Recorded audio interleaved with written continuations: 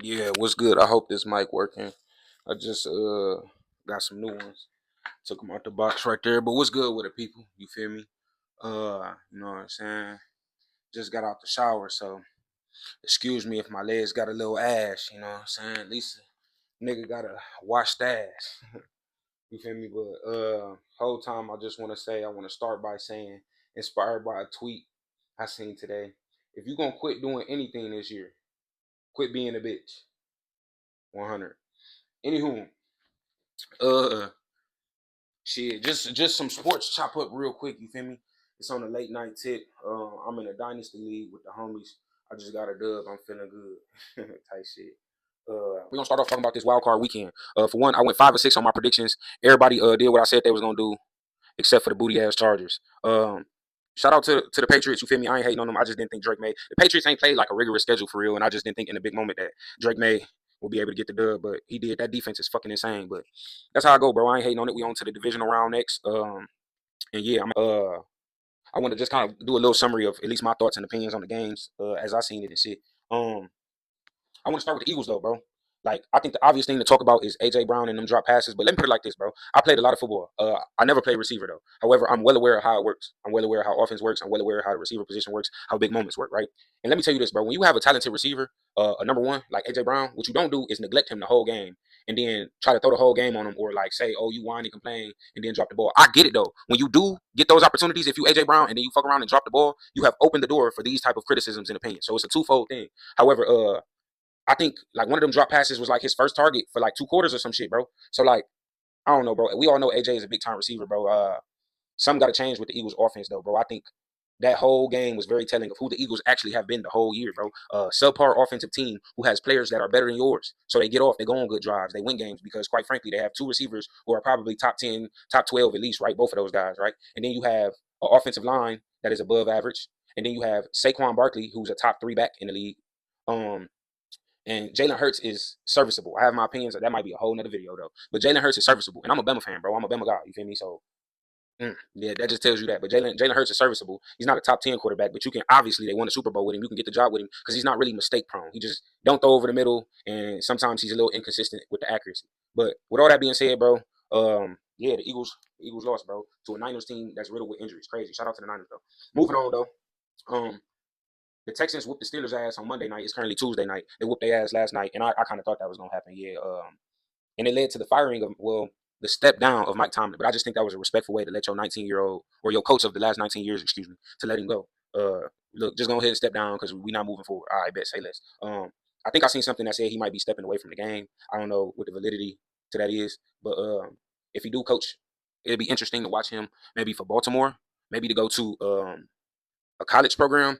I just think that's something to keep your eye on if you in that circle. And Pittsburgh fans who feel like they've been calling for Mike Tomlin head, bro, y'all done had Mason Rudolph, Kenny Pickett, Justin Fields, old ass Aaron Rodgers, and Mike Tomlin been dragging teams to winning records to the playoffs. Has he won a playoff game in a long time? No, but it don't matter, bro. Them teams go damn near 0-16, 0-17, 0-18, whatever, with other coaches, bro. They damn sure don't make the playoffs, and they damn sure don't win a playoff game. So you feel me? Hats off to Mike Tomlin. Hell, teams that ain't even supposed to be there, he put them there. So shout out to Doggy Bone. You feel me? He gonna bounce back in whichever way he chooses to. Damn, who else played? I already touched on the. Well, no, to give a little bit more of analysis on Chargers Patriots. Yeah, the Patriots defense is scary, and leading into my next point, they play the Texans next, and the Texans defense is fucking. They lunatics too. They sit there in that same shell, and they dare you to. You can't do shit. Will Anderson, Daniil Hunter, they getting after your ass all night long. All night long, they on your ass. Bang, bang, bang, on your ass. You feel me? And then Kamari Lassiter and Derek Stingley is locking that shit up. You feel me? Them motherfuckers is they're going crazy, bro. We'll see. That game gonna be like that. What 2011? Yeah, I think it's the 20. I think I seen the tweet too that talked about this. The 2011 LSU game versus Alabama. LSU and Alabama. It was like 9-6 the final score. Be prepared. Take the under. If you're a betting man, bet one. Take the under on this Texans and Patriots game for shit show. Um, who else played over the weekend? Why I'm drawing a blank. Oh, the Bears and the Packers. Yeah, it looked bad for the Bears. It did. It looked shitty. They got it done though. But like I said, I believe in Caleb Williams, bro. He not ass. He's a big throw maker, bro. He might play shitty. Like he might come out, they score first drive, right? Then he might look subpar for 2 straight quarters and then make some amazing clutch plays, nice ass throws. And it's funny how fourth down, just this whole weekend, fourth down was like the telltale story, right? Like Caleb Williams made a dog ass throw to help them continue that game-winning drive. They pulled out all the stops, and Green Bay offense just couldn't get shit going in the second half. Like, if you a box score watcher, you look at that box score and think, how the fuck did the Packers lose? Jordan Love, 4 touchdowns, 300 yards, ooh, la la la. But their offense was really stagnant as hell in the second half, and the Bears caught fire and got on their ass. Rams and Panthers. That game was closer than I thought it would be. But the Panthers, they did a really good job, bro. The Panthers did a really good job. Bryce Young, he did good, bro. I'm proud of him. That's a Bama guy, you feel me? And they've been on his ass like his whole career, bro, saying they should trade him. He'd been through a lot, being benched, brought back in, benched again, woo, la la la. But I think he had a nice comeback season. They picked up his 5th-year option. He'll get a chance to continue to prove himself, right? But they played so soft at the end of that game. Like the Panthers played soft coverage. Why are you playing 9 yards off? You feel me? And the Rams, no, like they're trying to move down the field, bro. Don't give them 7-yard throws and 8. I never understand why coaches do that shit. Scared to give up the big play. Fuck that. Make them make the big play. I ain't saying line up and cover 0 and shit like that all the way down the field. No. But what I am saying is make them make a big play. The shit that's kept your defense or that's kept your team in it, like the shit your defense been doing to get stops all throughout the game, bro, go back to that. Make them figure the puzzle out. The adjustments you made at halftime to give your team a shot and shit like that, stick to it, bro. Make them motherfuckers figure the puzzle out. Who am I, though, bro? I'm just a motherfucker on the black couch talking on TikTok. Anywho, real quick on college football. Yeah. So I seen this thing. I'm going to put it up on the screen. FBS coaches vote unanimously to change redshirt rule. Allow players up to 9 games and preserve your eligibility. This is low key wild. I think this is. Usually I'll be cool with a lot of these player freedom rules, but this one I don't think I fuck with, bro. I think it should work like that, especially in the year with transfer portal now. On the flip side of that, I'm happy that kids get another opportunity to like preserve their career after they get filmed. 9 games is more than enough games to get filmed, but I thought 4 games was too, especially if you playing substantial snaps. Like if you playing about 25 snaps a game, 20 snaps a game, or get an opportunity to play somewhere in there, that's enough opportunity to get some halfway decent film amongst 4 or 5 games, or 4 games. I think that was the rule. I don't know. We'll see what this does. This is another thing that's finna in an era where NIL and transfer portal is already like shifting the whole landscape of college football. This rule right here is finna shift it some fucking more. We'll see what happens, bro. Like I said, I don't think I'm a fan of it now. But ultimately I may be indifferent because I haven't seen the effects of it yet. But in a year now, you're gonna hear me talking about how this shit probably didn't fucked up or made shit weird and whoop-de-woo la la la. I think part of the reason is to stop players from quitting on their team. We seen with UNLV like a season ago where like after the 4th game, the quarterback decided to shut it down. So we could transfer some shit like that. Like I think maybe it's to avoid things like that moving further. But we'll see.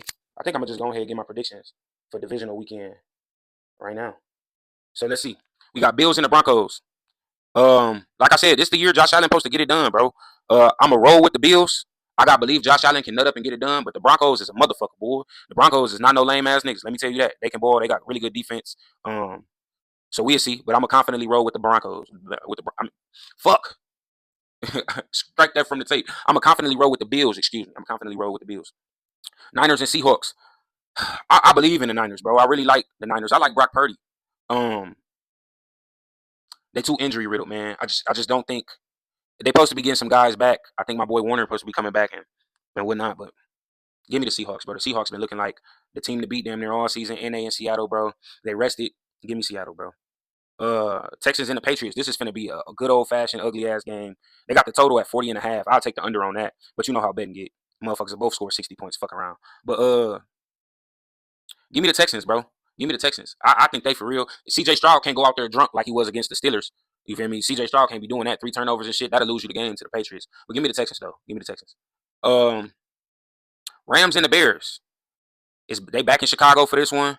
I still believe in Caleb Williams. Give me the Bears. I went 5-6 last week. I'm looking to go 4-4 this week. Bears, Texans, Seahawks, Bills. You feel me? Book it. And you heard it here first. Something a little different from sports. And I came across something. I'm going to slide it up on the screen. Very popular, or what the fuck? Well, I'm tweaking today. I'm tweaking. Very unpopular opinion. But I think C4 is better than C3, referring to Lil Wayne's Carter 4 and Carter 3. And I 100% agree. I'm with this unpopular opinion. I will say though, just talking amongst people, bro, because I've had these type of conversations amongst different age demographics, and the people who like of that generation who like in their mid-30s and up, like 36, 37 and up, they gonna think Carter 2 and Carter 3 is the best version of Lil Wayne, and by the time we got to Carter 4, you know what I'm saying, he was good but not great. I just disagree, and I'm talking about listening with an objective ear, bro. We talking beat selection, we talking beat selection / overall production, right? Then we talking like songs and longevity, like how have these albums aged, bro? And I can 100% say my sister on my 8th birthday got me the Carter 3, right? So I love the Carter 3, bro. It got sentimental value to me and it's nostalgic, bro. Real shit. La la la la la la la la la. That song, Dr. Carter, Mr. Carter, Lollipop, Let the Beat Build. I feel like I'm missing like a class. Oh, Mrs. Officer. Like Carter 3 got some jams on that bitch. Don't get me wrong. But bro, Carter 4 is just damn near flawless, bro. Like, let me go look at the track list, so because I want to make sure I give all the heaters on that motherfucker they due diligence and shout them out. So Pete, on Carter 4, like the intro is crazy to that motherfucker, right? Off the rip, we got the intro is crazy. I love the beat on there. Blunt Blowing is a really good song. He snapped. The hook, I love that hook. Mega Man snapped for like 3 minutes straight. 6 foot, 7 foot. That song does not have a chorus. It does not have a hook. It's just all spitting for like 4 minutes. Him and Corey Guns. Nightmares at the Bottom, snapped. She Will, banger. That's a hit. How to Hate, banger. Underrated banger too. I feel like that should have had way more commercial success. I love the interludes in here too. The interludes is crazy.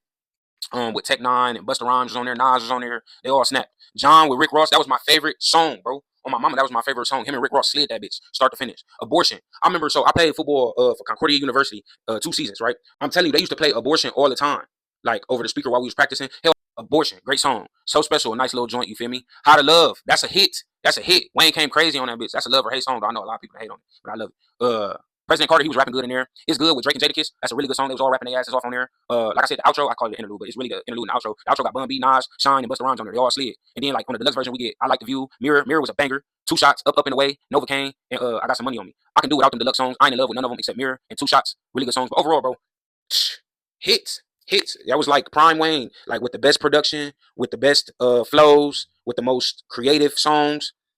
I don't think it get better than Carter 4. But y'all can let me know what y'all think, bro. Y'all can let me know what y'all think. Real quick, I'm gonna go peek at the Carter 3 track list too, though. Yeah, Mr. Carter. Oh shit, I'm tripping. My bad. A Millie, you feel me? Got Money, Comfortable, Dr. Carter, Tie My Hands, Mrs. Officer, Let the Beat Build. Ooh shit, this shit closer than the nigga thought. This shit closer. That La La was hard. Um, Give me C Photo. Give me C Photo. I don't think that we'll see what y'all. Let me know what y'all think. I'm still taking Carter 4. Both classics though. Definitely his two best albums. I got a controversial opinion about Lil Wayne and his albums though that I'm gonna save for another day. Um, See, I think that's it, bro. You feel me? I don't know. This is like my version of streaming on some shit. I missed the episode, so it's gonna feel like a gap in between. Or at least for the people who end up watching this shit on YouTube, but it's gonna feel like it's a gap between this and the other day. I don't give a fuck though. Follow me on TikTok if you don't already, and follow my IG _419. I got some music dropping. That shit hard. I'm working on an album slash mixtape slash whatever you want to call it these days. But I got a project I'm cooking up with some really good creative songs on there. So stay tuned for that. But yeah, that's it. Like I said, my shoes from Nike, I caught some restock, so I got like a review and some sneaker chop up coming in later in the week. The TikTok version it is gonna be cut down without a lot of the in between mumbo jumbo. But damn, I'm starting to ramble on, so I'm gonna fuck with y'all. Holla at your boy. You feel me? I'm up out of here.